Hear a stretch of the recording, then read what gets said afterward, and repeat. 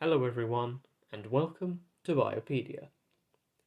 In our bonus episode this week, I thought I'd highlight a study Charles Darwin conducted that has recently come to my attention. Specifically, a psychology and development study on his eldest son, William Erasmus Darwin. William was born on the 27th of December 1839 as the oldest child of Charles Darwin and Emma Wedgwood. Later on in life, he would become a banker. Quite a swerve, I'm sure you can agree, from his father's career path. However, it is not William himself that we are going to focus on in today's episode. Rather, we're going to examine a psychology/observation experiment that Darwin conducted while William was growing up. Up until William was 3 years old, Darwin kept a diary monitoring faces and gestures as well as certain actions that William made throughout his development.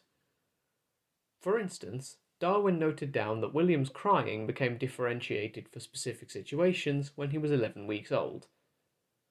In addition, when he was a year old, William was able to use gestures to bring across meaning, such as picking up a piece of paper and pointing it to a fire, as he apparently seemed to enjoy the sight of seeing paper burning, which he'd been exposed to previously. This observation process continued to the point that Darwin noticed the appearance of a conscience at 2.5 years. This sits alongside other higher order traits such as reasoning, which Darwin eventually noted down in this diary. So, what was the purpose of the study? Well, it was part of a broad comparison. Darwin had already monitored the development of orangutans in London Zoo previously, so this was a handy comparison. Now, I don't know if this influenced his thoughts before the 1871 publication of The Descent of Man, but it does seem at least possible to me. Bear in mind that's just speculation though. His study on the subject was published in Mind in 1877, and also appeared in Scientific American supplementals in the same year.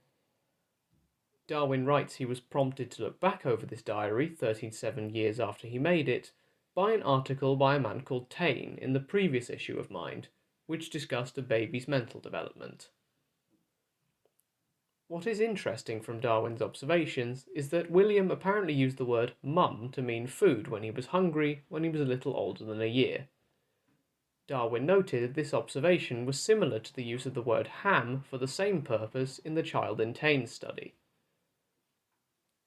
Darwin also recorded that William was able to understand the name of his nurse 5 months before he invented this new use for the word mum, and he compared this ability to the ability of less neurologically complex animals to understand words if they hear them spoken.